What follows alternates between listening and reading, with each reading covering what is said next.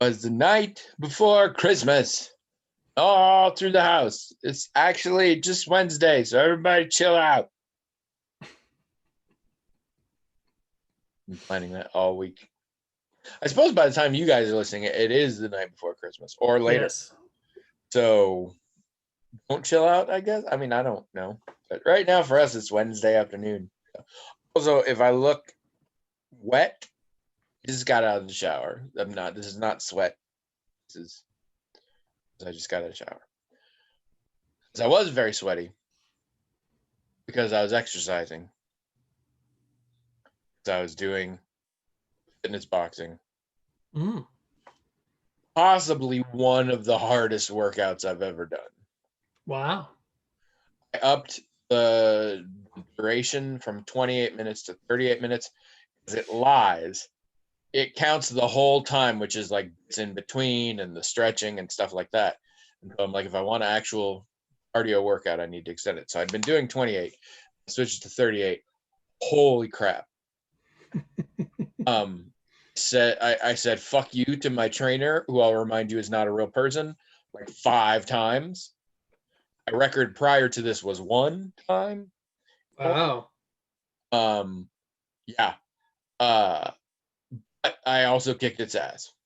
Good. 3 stars every stage, fitness age of 32. I'm gonna hurt so bad tomorrow. Like I already hurt, but tomorrow it's gonna be really bad. But I'm really enjoying fitness boxing. I'm starting to not enjoy Ring Fit, and I'm still trying to figure out why. And my current working theory is it's the same reasons why I liked Ring Fit in the beginning, which doesn't make any sense. It's because it gamifies everything. Mm-hmm. And that was what got me to enjoy it in the first place. But the thing is, Ring Fit is great if you're a person who likes RPGs and hates exercise. I, as lazy as I am, kind of actually enjoy working out, or at least I like enjoying having worked out. Mm-hmm. And fitness boxing, it's workout. Like it feels like a workout that we're doing a work. There's a daily routine. I do that. I mean, it changes every day, but you get the idea. Ring Fit is feeling more and more not like a workout game, like an RPG with physical elements. And as an RPG, it's not great. Like as just a game, Yeah. I mean, it's really good if you're trying to exercise with it. Like I understand it, but like as compared to like Assassin's Creed Odyssey that I'm also playing right now, it's not that good. So it's turning into just like a kind of crap RPG that requires a lot of physical effort from me, and that's not as fun. Also, I realized today I have way more control over how much I do. I mean, I technically have control over both of them, but with Ring Fit, there's no set thing each day. So I sort of get to decide, and then I'm always like, I feel like maybe I didn't do enough or things like that. Whereas the daily workout is the daily workout, and I've done it. So we'll see. At this point, I'm still trying to sort of do a little bit of both. And of course, fitness boxing doesn't do much for my legs. There's a rhythm in the stance and stuff, and you sort of bounce, but like it's not doing any muscle work. Whereas, holy crap, it's doing a lot to my upper body. So we'll see how that goes. Yeah, I'm just happy that I'm still exercising, even though it's winter in COVID land. And by COVID land, I mean Earth, except for New Zealand. Hello, everyone. Welcome to the Magical Talking Hat podcast. The only podcast in the world that comes with, like, not comes with, but we have a non-explicit version. But all it is William's part. And it also means that the episode length varies from about 20 minutes to about 3 minutes, depending on how much I let him talk in that episode. I'm Tony. And I'm William, and this is episode 510. Merry Christmas, everybody. Merry Christmas. This is our 10th holiday season, and the podcast has only been on Christmas once. And this is the second time it's been on Christmas Eve. Nope,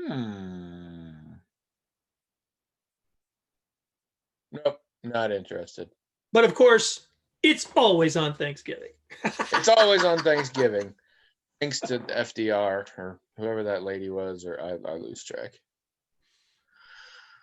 Thanksgiving history is strange. It has a lot of holidays tradition. Every holiday's history is like fucked up. Except for the more recent ones. Like Kwanzaa is a fairly straightforward origin story.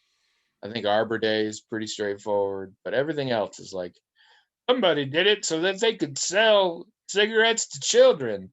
And then years later, it became all about the church. And then after that, well, we all just decided to take the day off. That's the story of most. Except sometimes the church and cigarettes to children flipped. But otherwise. So let me ask you a question, because this is an issue that I have sometimes with the history of things, which fascinates me, as you know. Yes. You're way more interested in history than in the present. But for as interested as I am in the history of a thing, I never get what I would call essentialist about it, right? Like, I don't think that because, let's say there's a thing that we recognize every year, a holiday or whatever you want to call it, and the person who made it came up with it because they were like into eugenics or something and all this stuff. I don't thereafter think that, oh, this is a terrible idea because a eugenicist came up with this. There's the history can be very long and complicated, and really, nothing about the origin of a thing, or even not just the origin, but something that happens from the origin to now, any of that stuff doesn't infuse that thing with a particular essence that makes it, good or bad. It just is what it is. I mean, I might decide on my own, by my own opinion, whether or not it's good or bad, or whether or not I'm going to recognize it or not. But oftentimes when I hear other people talk about the history of a thing, they seem to take certain elements of its history. Usually it's origin, but not always. Sometimes it's something that happens in between, and they tend to make it like this event or this person sort of gave this thing an essence of goodness or badness or nobleness or ignobleness or whatever. And now anyone who likes this thing is either, now we can judge their character based on that. They're either better than everybody else, or they're worse than everybody else, or they're stupid because they don't know where this came from. And I'm always thinking, like, this is not how the world works. There's no essence that gets injected into a thing just because of how it started, or because of this group had this idea about it, or whatever. I mean, what are your thoughts? I mean, do you tend to? Well, there are two things that are very deeply ingrained into the essence of how we all operate, and that's tribalism and duality. So people love coming up with an excuse how it's us and them. In a lot of cases, Thanksgiving is a tremendous example. People who get upset about Thanksgiving being, well, yeah, the Pilgrims came in and then fucked everything over for the natives, and this is a terrible thing, probably wouldn't feel that way if there wasn't a sizable number of people who still celebrate Thanksgiving as, oh, when the Pilgrims came and the white people and the natives got along so nice and hugged. If we all got rid of all of that imagery and just made it a thing about thankfulness and family, I think there would be fewer, although not none, people bitching about that. Yeah, I think it mostly one begets the other. People also really like to separate things. So if I'm like, Columbus Day sucks because Christopher Columbus is probably one of the worst people who ever lived, then I feel good about myself for knowing that, and I want to demonize the people that are still into it. even though it's sort of turned into an Italian heritage thing. And Italy has a right to its heritage as much as anybody. But I want to feel better because I know the truth. And again, it's complicated because these people that have made it about Italian heritage are still explicitly talking about how awesome Christopher Columbus was, and he was not. And so yeah, no, I think there's a little bit of sadly of sort of human nature involved there. I'm inclined to agree with you. What's fun to me is people pick an arbitrary point in the history of a tradition. And they're like, this is great because of this thing that happened 200 years ago. And you're like, yeah, like 400 years ago, the exact opposite happened. Christmas is a hilarious one because everybody thinks they know what Christmas is about. And Christmas has had so many different meanings. So many. And everybody's like, Christmas is really about this. I'm like, well, I mean, it was for a little while, and then it was about this, and before then it was about this. And you make a very good point. It is interesting that I think you're right about that. I think people do generally, when they're looking at a thing, like you say, they pick a thing that they like or dislike about it, and then they insist that that's the thing. Yeah. And so, but then what happens is you've got people who pick this thing, and they're versus the people who pick this thing. And they're both kind of doing the same thing by sort of, as you point out, sort of arbitrarily picking a thing and making it like it's the thing. And so they're equal in terms of doing that, but they're, of course, they're different in terms of which thing they're picking. Yes. And it seems uniquely designed for them to be able to fight with each other about it for whatever reason. And two other things people love to do. One is hold their traditions as sacrosanct and rebel against the traditions of their elders. And then there you go again. Because in some, like you say, people are like, no, it's a holiday's about this. And others like, no, it's about this. And they're fighting. But they also, you got ones where the holiday's about this. And these people are like, the holiday sucks because it's about this. And then they fight, but it's not, they're not finding new meaning in the holiday. They're saying, no, let's get rid of the holiday. Let's not celebrate the holiday. I've always had a little bit of this, but it's becoming stronger and stronger. And this year I'm really feeling it. I fucking don't like any holidays. And I've never been a tradition person, sort of full stop. But I also feel like I don't like a lot of holidays are about good things. And that means that the holiday is about social recognition of you doing good things. So like, I love the idea of coming together as a family and being thankful and together and eating good food and stuff like that. I hate the idea that we're doing it because we have to do it on this day. We know how I feel about fucking gifts. I love gift giving. I hate required gift giving. Both in terms of giving and receiving. I don't particularly enjoy getting gifts that I'm like, they had to get me something because it's Christmas or because it's my birthday or whatever. I hate all of that shit. And it adds a level of stress to every family get together. Even if it's just like, oh, somebody's got to keep an eye on, the pies in the oven or whatever. There's always an added level of stress.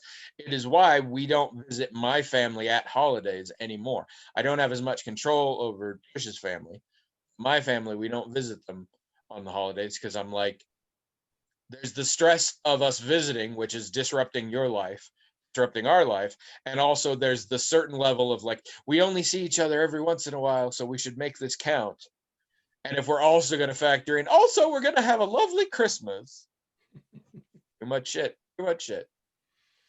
Well, my family, I mean, we see each other like 8, 9, 10 times a year anyway. And also we've never much emphasis on a given getting together at a given time and place. So, my family doesn't feel that much stress about it. I don't think that the thing you're talking about is, I wouldn't call it human nature, and I wouldn't label it as tribalist either, because I don't think that's a feature of tribes to be so insular and judgy about everybody else. I do think, though, it's a feature of, I think in empire scale societies, like just about everybody has now, and then we have it too. I think factionalism. No, I've got it. Back I've got it. Factionalism is a thing that empire scale hierarchies encourage. The empire, the people at the top of the hierarchy want everyone lower down to be fighting with each other over any trivial thing that they can come up with. So I think that there's a lot of social pressure, cultural pressure for people to imagine that there are sides to things, to pick a side to things. In fact, so I would argue that it's not human nature or tribal. It's colonialist and imperial. That's what it is. It's in a colonialist and or imperial setting where this factionalism emerges, not in a personal or tribal one. I'm cool with that. As he disagrees, but you don't speak English. That's her problem. But I find essentialism to be problematic. I've always thought that, where a person seems to think that things or times or places are imbued with some essential thing, and anyone who doesn't believe that essentialist whatever has imbued that thing is wrong. Or and this happened in my life, as I've interacted with different Christian groups, and some Christian groups that don't celebrate Christmas because it's pagan, right? And because started out, Jesus is most likely never born anywhere near then. Well, that too, but it's like, because its origin is not Christian, it's imbued with this, non-Christian or maybe even satanic essence. So anyone who celebrates it is tainted by that or something. It's like, that's just ridiculous. As you and I have talked about before, and I think this is something that you and I agree on, broadly speaking, is that meaning isn't something that's out there. Meaning is what we give to things. So there's no essence. You once told me you thought my life philosophy was that things only have significance that we personally give them. Well, that's what I thought it was, yeah. And I didn't know that. You were 100% right. Yeah. And I have used that to explain my life philosophy many times since, and I've used that in my own introspection. But I had never articulated like that, and you said that, and I'm like, holy shit, yeah, no, that's me. That's what I believe. Me, the reason I said that was, to me, it was one of the things, you and I I think have a very strong and enduring friendship, and part of it is because there are so many things that we connect on. Stop it. That we connect so deeply on, and that to me was one of those things. Because every time we talked about meaning or things associated with it, it seemed that the assumption was that it wasn't something that's out there. Christmas isn't pagan or even Christian. It is, whatever there are lots of people who celebrate Christmas. They even call it Christmas. They say Merry Christmas to each other, but they're totally atheists. It's just a holiday to them. It's a secular holiday they celebrate. It doesn't have any Christian meaning at all. And that's what it is to them. And that's fine. There's a bit in that James Acaster special I watched where he's talking about people getting mad saying you can't say Merry Christmas anymore. And he's like, you can. You're always good.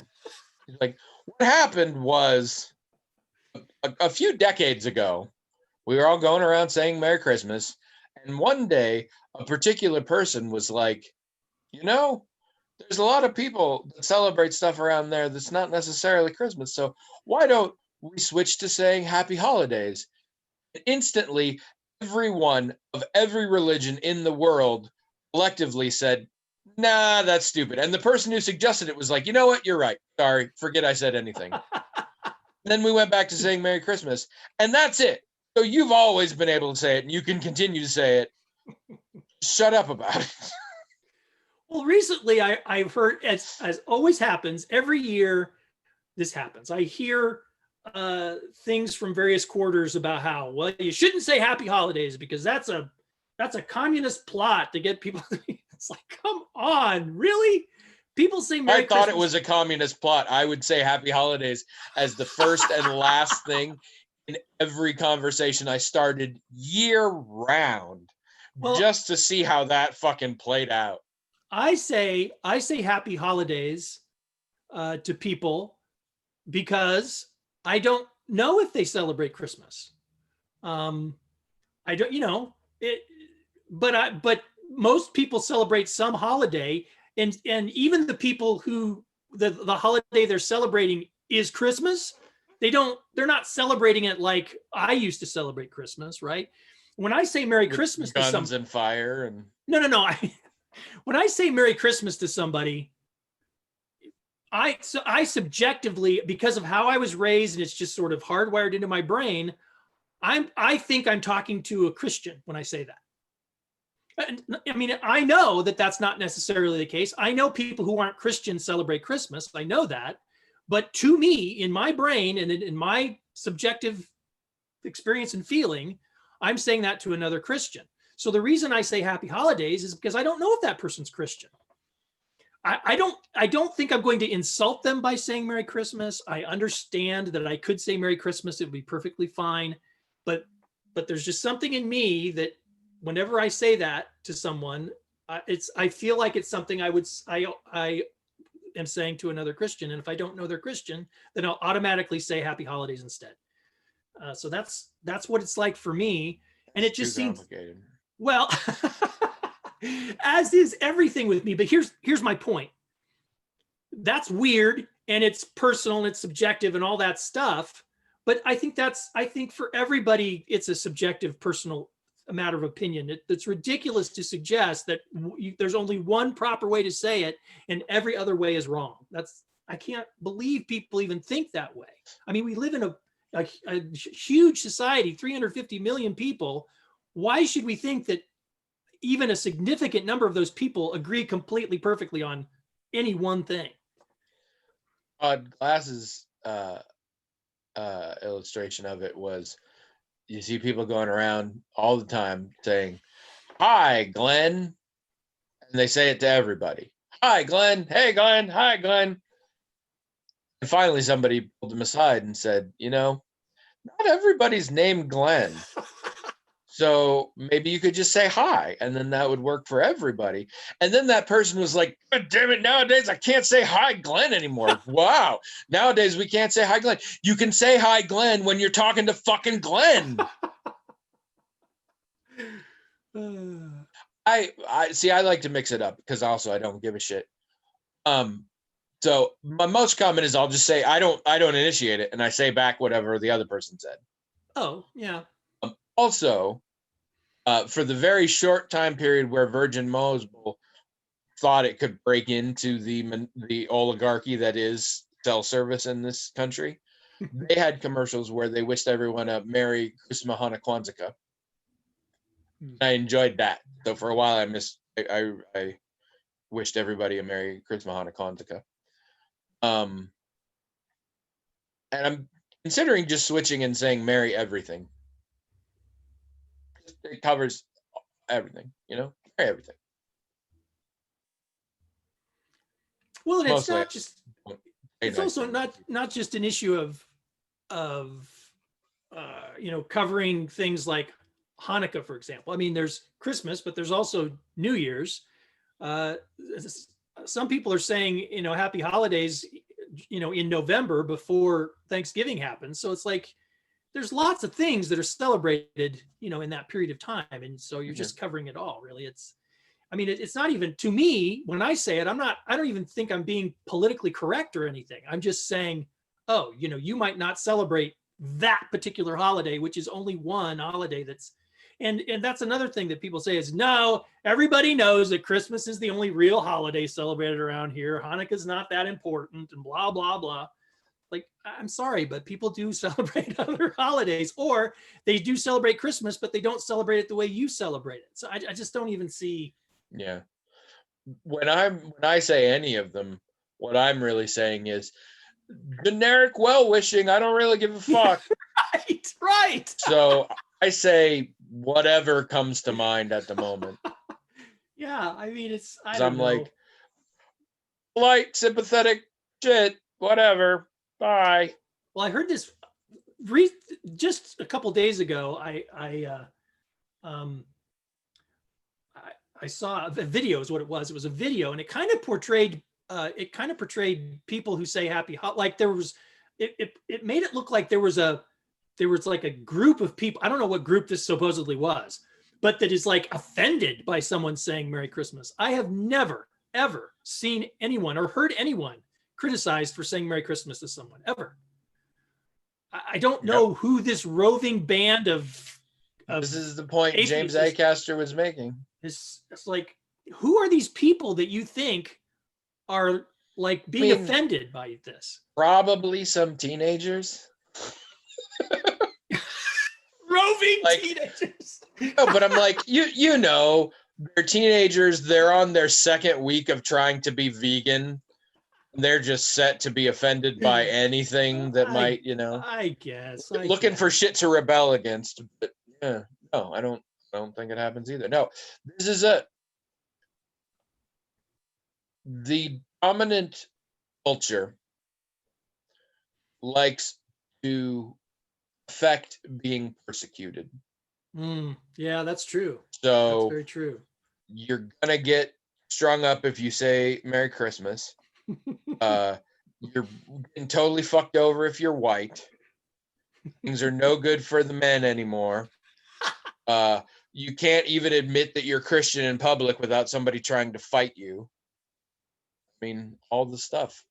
Yeah, all the stuff. It's really hard on the rich. Yeah, I don't know. It's just, but this, but like I was saying, the essentialism problem I see in lots of places. I mean, I hear the essentialist argument lots of times, like, well, this means this, and this is all it means, and it was given this meaning from this external thing, and now that's the only meaning it has. It's like, that's not how meaning works. It's not how human beings work. People can have different opinions about things. There's fact and opinion, and we can all have different opinions, and we can all be okay with each other having different opinions. But there's a lot of times where someone has a particular argument, and I'm interested in hearing people's arguments about anything, and what their argument consists mostly of is trying to persuade me that this word or this thing or this time or this place or this person has this essence that is purely good or purely evil. There's almost no in between. And so therefore you can't. Therefore I have to love it or hate it. And I just think I just can't. You can't have in between. The Cosby Show, the TV show, is absolutely horrible and terrible and shouldn't exist, and no one should watch it because of the shit that Bill Cosby did. Yeah. Bill Cosby's comedy wasn't funny anymore because of the shit that Bill Cosby did. Two things can be true. Don't get me wrong. There's a concern if he's getting paid for like every time I watch an episode of the Cosby Show. And also on a personal level, it's been a long time since I can listen to a Cosby comedy routine without thinking about the shit he did. So it hasn't been funny for me. I don't say it's not funny. Or that nobody else can listen to it. Absolutely. I do tend to get pissed when people try and give me the rationale why it's okay. And I'm like, no. Yeah, right. Those are almost always wrong. I'm like, that argument is bullshit. And if we're going in that direction, then you should be ashamed of yourself for listening to that. If you're just like, no, I know he's horrible and I don't want to help him out, but I still find this stuff amusing. I'm like, oh, okay. Yeah. That's fair. And I'm envious. It's gotten shit now, but I'm still envious of the people who decided that they could keep laughing at Louis C.K. I can't seem to do that anymore. It's too bad because he was an amazing comic. Yeah. And actually, I think I could have gotten there, but he's been kind of shitty and is doubling down since all that. That he's pretty dead to me, unfortunately. Mm. And that's not me being like he deserves to. No, that's me being like, no, I'm not happy now. And I've somebody else recently like did something. It was a small thing. And oh, I know what it is. And I can't. Here's the deal. I can't even remember what it is now. The actor who plays Cara Dune on The Mandalorian said some bullshit on Twitter, and I can't remember because I lose track because I don't really. But it was Isn't that Katie Sackhoff? no. That's Bo-Katan. This is a regular actor Oh. who shows up many times named Cara Dune, Right. and she said I can't remember. She said something either anti-vax or anti-COVID safety or anti-trans. I don't know. It's probably one of those three. Those are the ones that I hear about most. I don't even remember what it is. It was one time she said something shitty. Like it's still stuck in my head. So like I don't like the character very much anymore. And I feel like I probably really would love the character. And I'm not this is not me saying they're a bad actor or that character was poorly written or you should boycott Mandalorian. This is me saying, it's kind of ruined it for me. And it's all my problem. It's so yeah, people love it. It has to be all good or all bad all the I time. And think that's the thing is, people always say nobody always or nevers, but then they don't stick to that.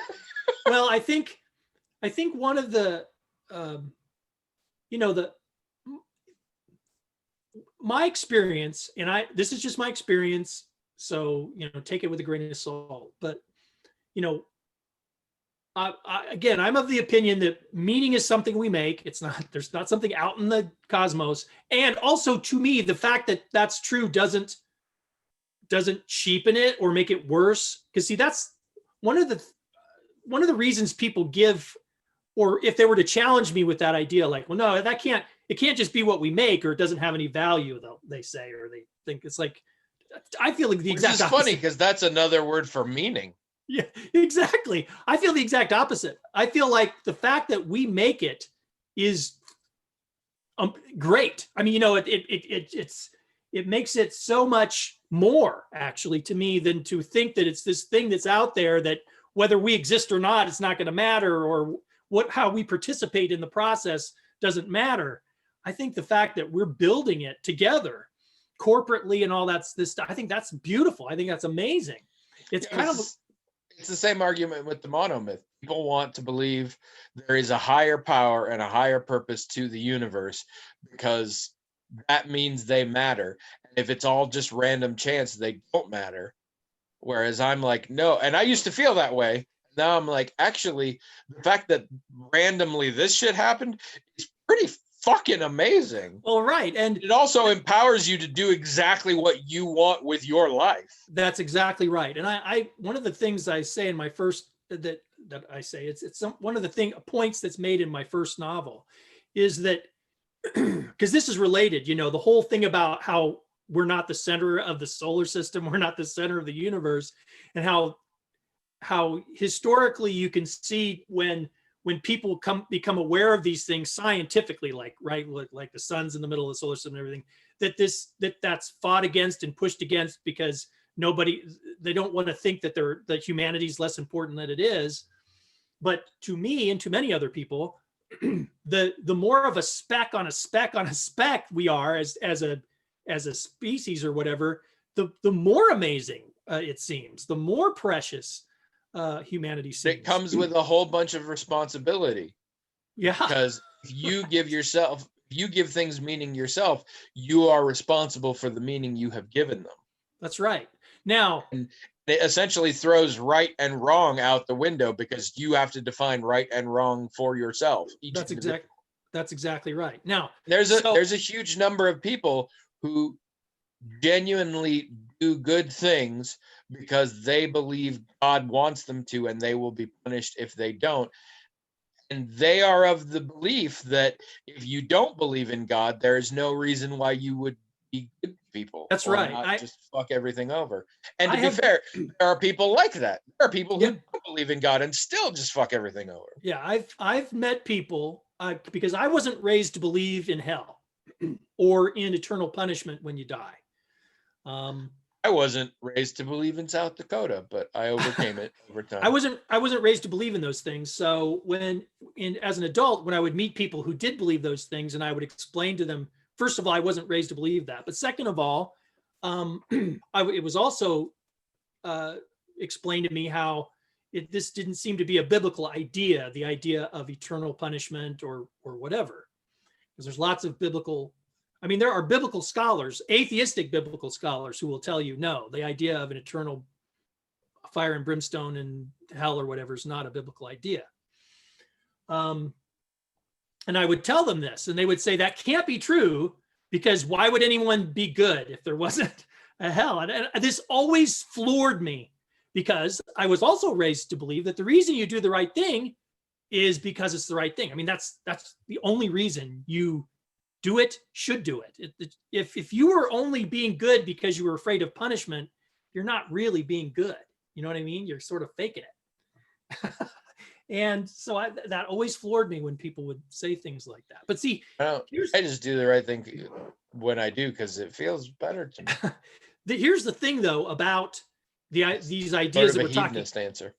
These are the problems, though, with what we're talking about. How meaning is something we assign. How it actually makes it more precious and more beautiful when we're not the center of the universe.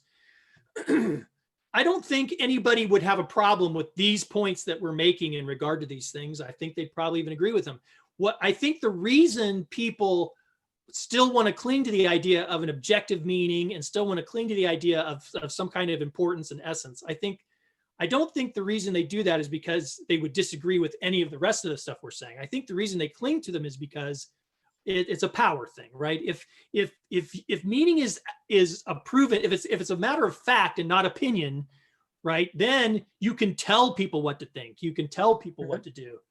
And so when when I've met people who believe in God, and they constantly want to argue that God is a fact and not a matter of faith. God is not an opinion. God's a fact.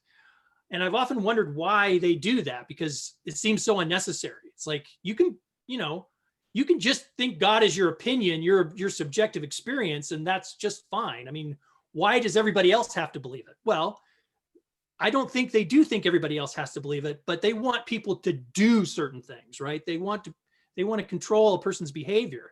And they've made up their minds that they're going to have to argue that God is a fact, that everybody who is smart believes in God, and only stupid people don't, right? Mm-hmm. Now, of course, this is a delusion. God is not a fact. God is an opinion. But it's not just religious people who do this with God. It's lots of people do this with whatever their opinion is. They have to insist that it's a fact. You want external authority. Yes. Whereas I freely admit everything I have in my brain is an opinion, and I still tell people what to do. Well, fair enough. Because why not? But I find that right now in the political climate, in the political conversation, you find people on the right and the left taking things that are matters of opinion, but insisting that they're fact, and everybody that doesn't think it's a fact is evil or something. And it's like, man, why, we can't have conversations about things if we're trying, but people aren't doing it completely accidentally. They want to control one another, and they can't do it because all the things they're talking about are a matter of opinion. So to justify their bullying of other people, they have to insist that it's not an opinion, it's a fact. And so that means they can bully this person. It's so demonstrable as an opinion because, especially in the political arena, both sides of an argument will accuse the other of the same thing. Like, both Republicans and Democrats would say that the other party hates the poor, wants and doesn't want to help them. They do with the exact opposite things. I love this. When Brexit was at its height of making no fucking sense, Mock the Week had a thing where he had a list, and he's like, here are bad things that will happen. You have to tell me which side of the argument said that would happen if their opponent succeeded. But you have to tell me if this is the Leave campaign saying if we stay, this will happen, or if this is the Remain campaign saying if we leave, this will happen. Right. It was impossible to gauge. And there were a few of them where the answer was both, including one that said we'll have a lot fewer good curry restaurants. Both sides had said that, and I can't even think really of why one side. I mean, I have a slight like facile argument for one side, but not really. Like, and both sides said it. Yeah, I don't. It was all like, oh, housing prices. Oh, also, I think somebody said housing prices will go up, and one side said housing prices will go down, and so they seem to agree. Except both sides thought whatever their one was the good one. Because there is an argument that housing prices going up is both good and bad because it increases the value of your home and it's harder to buy one. Right. You know, like an opinion or like something that has a good side and a bad side. Yeah. Whereas I believe what I believe, and I know it's all made up in my head, and I still just try and force it on everyone else. But at least I'm honest about the fact that I don't know if it's right. I just want you to do it. So do it. This is a perfectly appropriate conversation to have around the holidays because this is what Christmas is about. Yeah. That's right. Always has been. Since the beginning. The reason for the season is taking down people who have far too locked in values. I don't know. Well, people, it's not about a commitment to an idea. It's about insisting that everybody else has to agree with you or something. I don't know. But I mean, I understand why people do it because in the world we live in, and in any empire scale system, this is going to be true. You don't feel like you're in control of your own life. So you're going to tend to want to take control of whatever you can, even if you're being irrational and unreasonable about it. So, it's hard to. And by the same token, not everybody has to believe that there aren't specific right answers to these things. We need to accept that, which is why, if I'm honest, it's still something I work on. Yeah. Because I'm really intolerant of people with really intolerant positions. Yeah. And, Karl Popper had a great argument about we must tolerate everything except intolerance. And I think I kind of buy into that. But that has to do largely with policy and with actions. People should be allowed to have any thoughts and beliefs they want, even if I think they're terrible. Yeah. And that is something that I struggle with. Mostly when I'm podcasting with you. This has helped me. These almost 10 years have really helped me come to terms with tolerating people who have terrible opinions. So I want to thank you for that. You're welcome. It's been very helpful, and it continues to be. I work very hard on my terrible opinions. I work very hard on them. Sometimes I refer to William as my straw man. I'm just fighting against him every day, and I know it doesn't fucking matter in the slightest. It helps work my tolerance muscles, as it were. Straw man, yep. If I only had a brain. Also that, I mean, that's just a bonus. Like, I didn't even... we were 4 years in before I realized how that synced up. It was great. Like, listening to Pink Floyd The Wall. Just like, oh, yeah, no, also, no brain. Pretty good. That's great. Are you doing a thing for Christmas? I just communicated with my family today, to people listening. This is yesterday, that we don't think that it's a good idea to go back for Christmas. So we'll just be here. We'll probably watch Wonder Woman on our televisions. it is super your family to come to this decision on the 23rd of December. Well, that's true, but it's mostly it's mostly my decision. I mean, I don't know actually. Some of them might be getting together themselves. I don't know. Secretly in a My warehouse. well, wearing robes, my knives, sister who kill a goat. who is a healthcare worker is getting vaccinated tomorrow. Ooh. So, I mean, I don't know what the protocols are there. I mean, I would think that after getting vaccinated, they would want you to avoid, I don't know, should people quarantine for a while after vaccination or not? I don't know. I mean, then also it requires two, and yeah, I have no That's idea. right. So that's right. So she won't be fully Well, but vaccinated. that doesn't necessarily mean she's not covered. It just may mean that she's only covered temporarily unless she gets the follow-up. Oh, Don't know. I don't know if that means like, oh, you're only kind of vaccinated, or if it means you're vaccinated, it's gonna fade unless we do this yeah. second. I have no idea.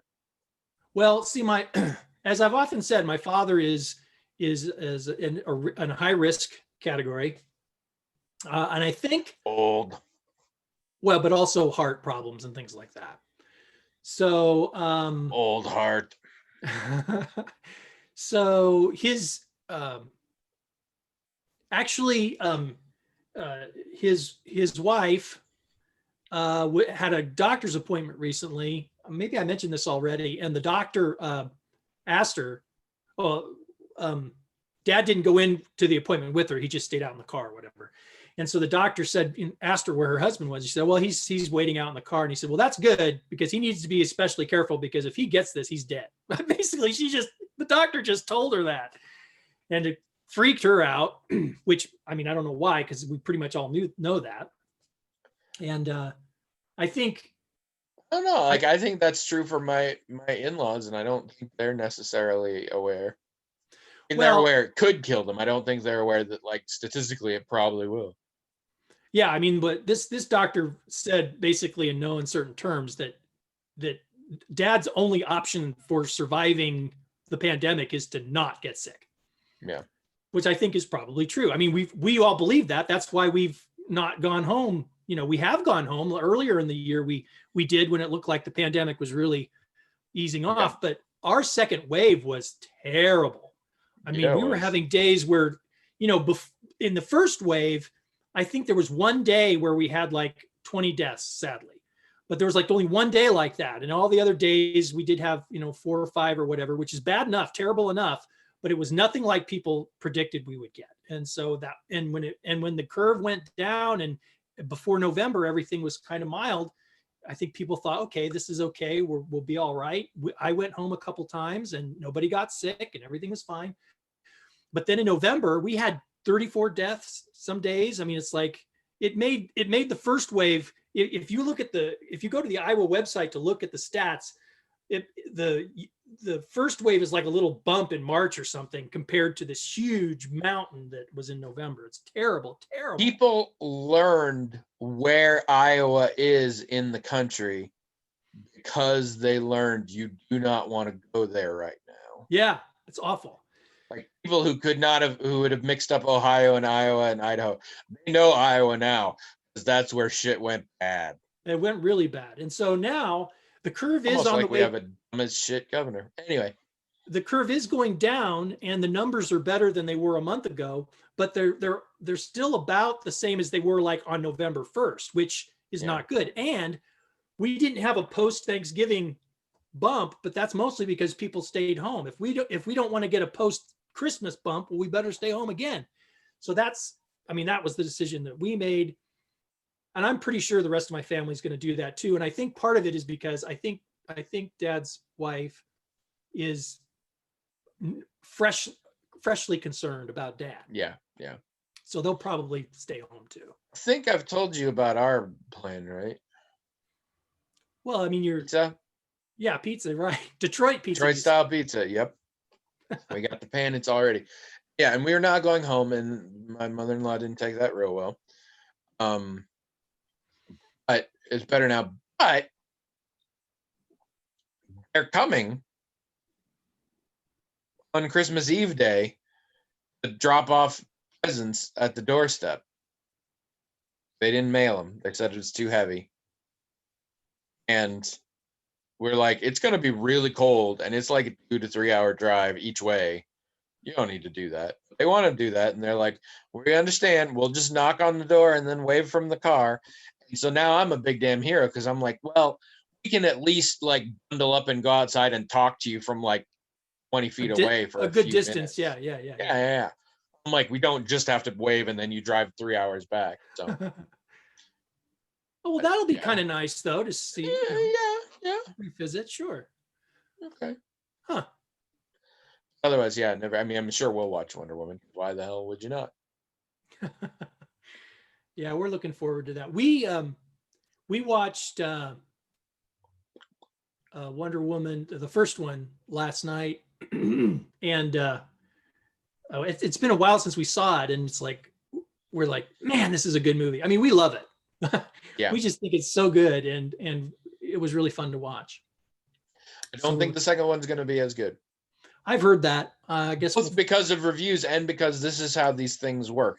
Yeah. Either the first one's not great and they somehow pull it out with the second one, or the second one's worse than the first one. So did you hear Patty Jenkins is going to direct a Star Wars movie, Rogue Squadron? Did hear about that. I have a hard time giving a shit. Well, yeah, I'm excited. Oh my God. This season of Mandalorian, we're finally done with it, and it annoyed the shit out of me. A lot of people said that. And then for fun, this has been bugging me for mostly in the context of these mythical Jedi. Like, how long has it fucking been? So I went and looked at the Star Wars timeline on Wikipedia. And let me just say right there, that makes me rethink the idea that we all give individual meaning to what we want to give. Because that just seems wrong on so many levels. Fun fact, though, a couple of fun facts for you. Baby Yoda and Anakin, roughly the same age, arguably born in the same year. Also, Boba Fett, son of Jango Fett, but he actually is just another clone that they didn't do any modifications to so that he could raise him. So he's like a Digipet for Jango Fett. Right. Which is weird. And some of the timelines aren't as strange, but it's been 9 years since the first Death Star blew up. So why have we only just barely heard of what Jedi are? They literally ran everything for thousands of years. Yeah, I know. Then a bunch of them died, and then we had I shit you not, 20-year break in which the Empire ran things. And then we had some really big wars involving Jedi and, bad boy Jedi. Now it's just this myth. Nobody knows what the fuck it is. Come the fuck on. Meanwhile, all of the talk of new Star Wars shows is making there be very serious conversations in this house about getting Disney Plus. I think Disney Plus is worth it, especially at this point, because there's a shit ton of new Star Wars shows, also a shit ton of new Marvel shows, some of which look really cool, some of which don't, but some of which look really cool. I think there's going to be an Ironheart show. WandaVision looks insane, but I am curious what's happening. The Loki show looks really cool.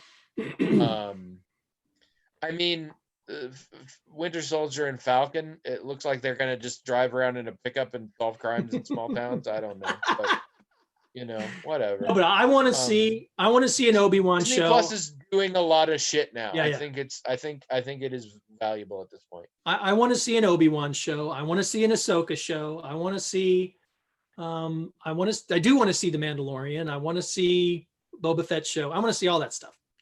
Yeah. So and a fair bit of good movies, and of course, all the Star Wars, all the other Star Wars. Yeah. You want to rewatch Clone Wars? You want to rewatch Rebels? All there. So, if you like Star Wars, there's a lot of Star Wars. Yeah. That's all I have to say about that. All right, let's real quick do a question, or else people will get mad. Okay. I don't know who these people are, but this question is upside down. There you go. That's better. By the way, how's my lighting today? I experimented with turning off one of the lights. Is it better? Oh, I think today? I think it's good. Yeah. Yeah, I think I was a little washed out before. I think this is better. Yeah, I think that's very good. Well, let's do that. All right. This is from Dave of Id. Oh. It's a very quippy one here. Which best describes your usual perspective on life these days?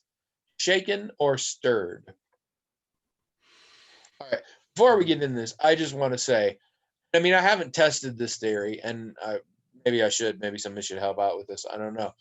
I refuse to believe that unless you're like that level of cocktail expert that you're an insane person, that a martini that was shaken and a martini that was stirred taste any different.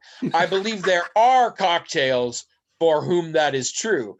But when two clear liquors of similar viscosity for the entirety of the recipe, I refuse to believe that stirring it or shaking it up makes it taste different.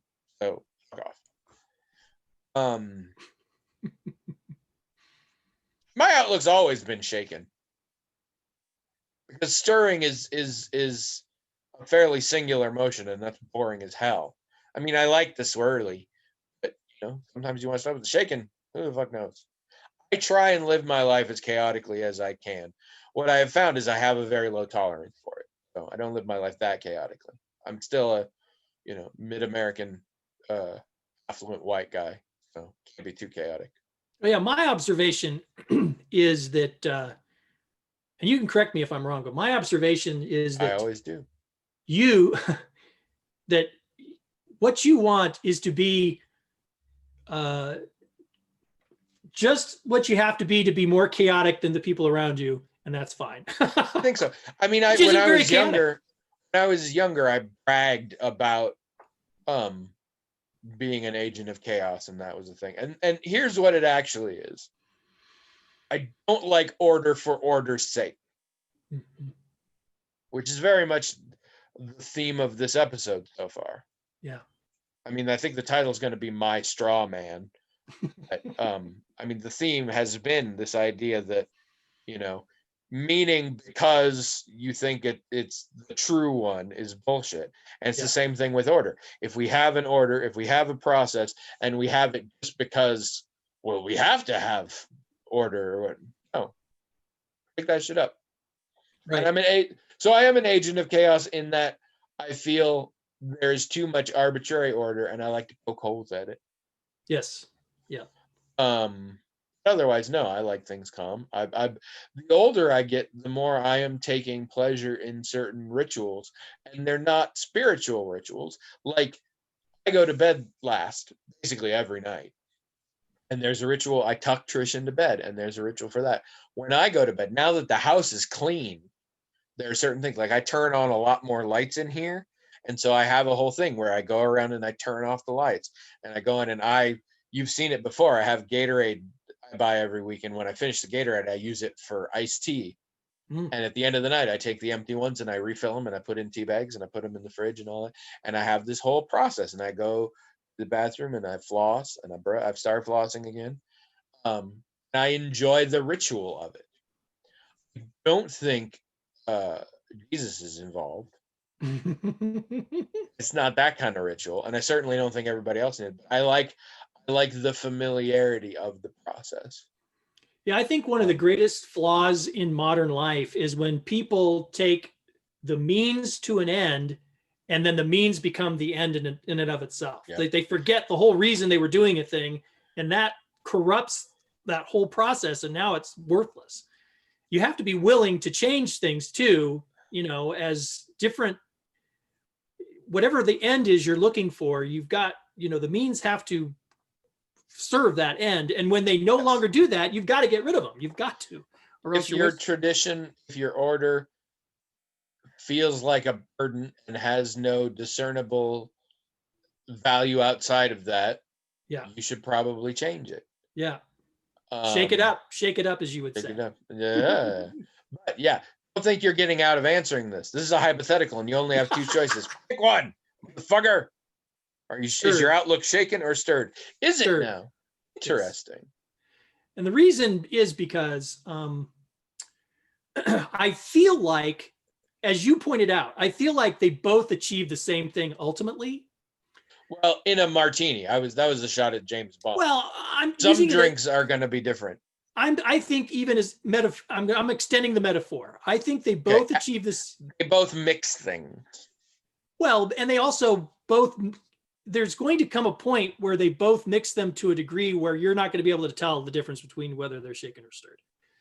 The reason I usually go with stirred is because, and not always, but usually, is because I feel like it's the gentler way to get to the same place. And people, I find in my life when I'm trying to get to a certain place myself, or with you, of course, usually with other people, where none of us are an island, that, it's better to sort of ease them into it than to just, push them. You know what I mean? Like, instead of just shaking things up, stir things up, because people are going to be more willing to go along with that ride than just if you dump it on them, I see that argument. And if I cared about other people, I might feel similar. Well, in fact, I think this is a very good you all are just my Lego pieces. I think this is a good distinction between you and me, is, if given a situation where we're trying to affect a certain change, you might. Well, our processes are identical, except yours is nice. Well, I try to make it as painless for people as possible. I decidedly don't give a shit. I'm comfortable with that. I am comfortable with that as our answer here. Yeah, that makes sense. Yeah, I wouldn't be surprised if people predicted that's how we both answer. See, when I asked the question, I knew my answer already, because obviously I had it to hand very quick. It's not like I've seen the question before, of course not, but I knew in my head. So I would have guessed yours was stirred. After the conversation we had about mine, I kind of thought yours might also be shaken.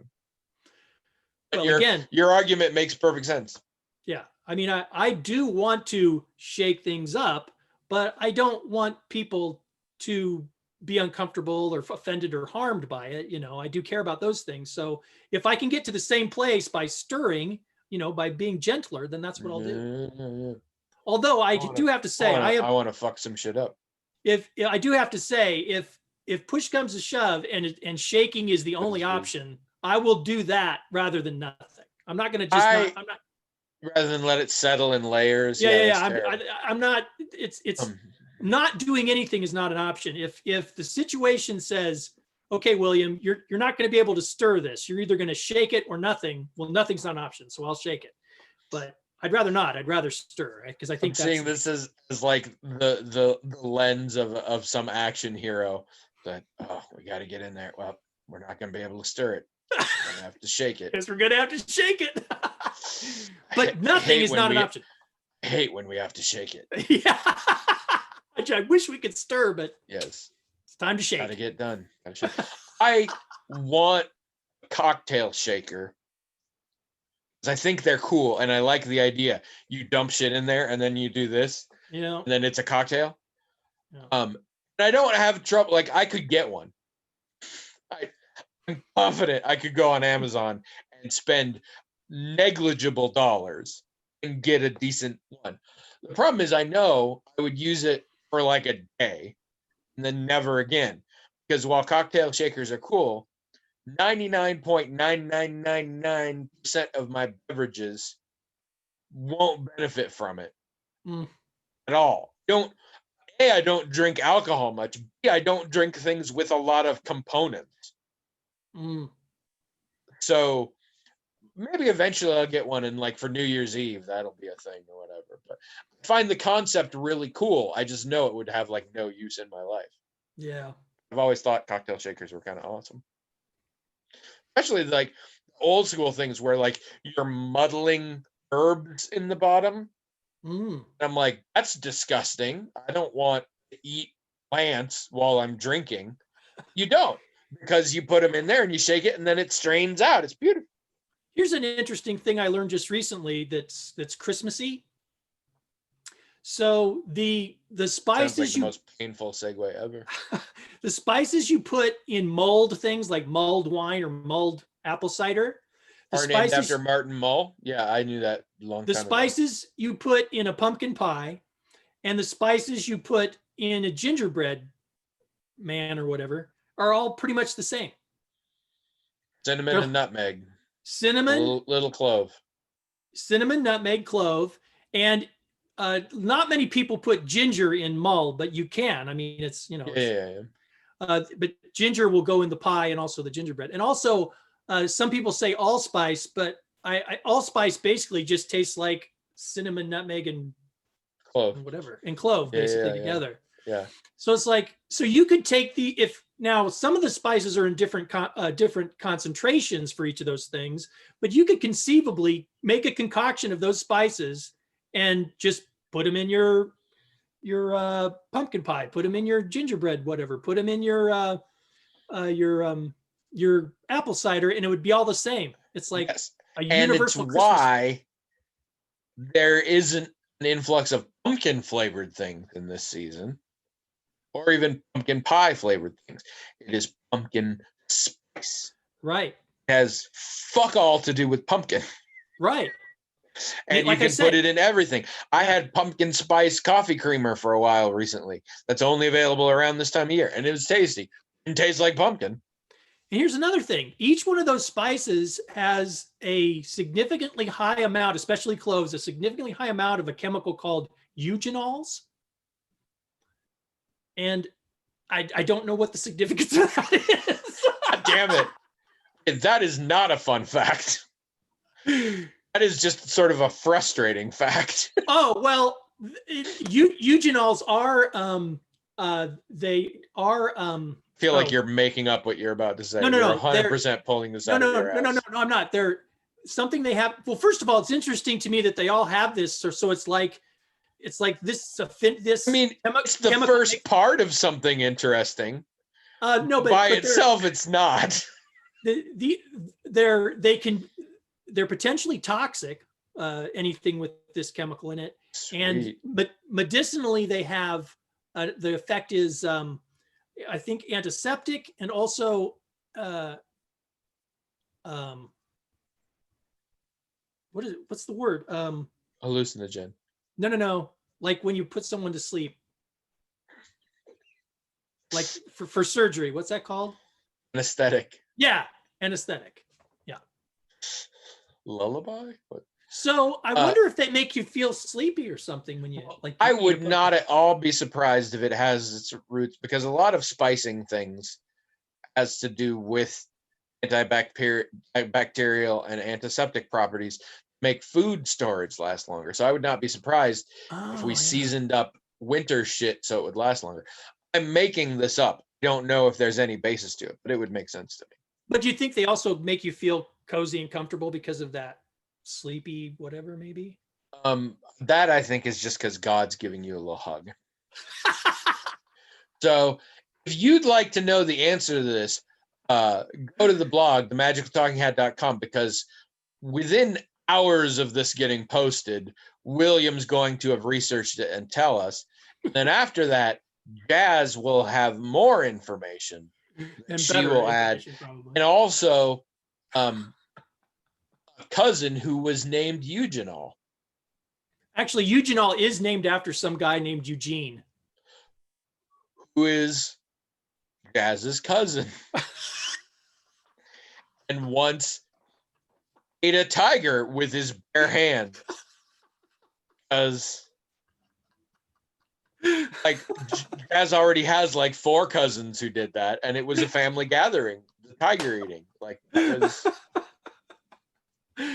Oh man, that's great. like at some point, Jazz could just say like Zorro's actually based off of my great uncle, and I'd be like, yeah, I mean that tracks. Yep. exactly that fits at this point. I mean, Oh man, that's yeah. good. Like if there are superheroes out there, they're in Jazz's family line Yep, somewhere. that's right. Insane. That is correct. So yeah, so go to the blog and get all the details on this one. And then I hope everybody has a happy Christmas, even if Yep. you're not really doing anything for it, which I think is the happiest version, like me. And next week we'll come back and it'll almost be New Year's, which will be even less of an event this year. Yeah. I don't know that I'll be awake that long, but I'm fine with it. Remember, you just do all this shit twice as hard when you finally can get back together with people. Yep. And so, Merry Christmas, Hanukkah, Kwanzaa, everythingness. I don't care.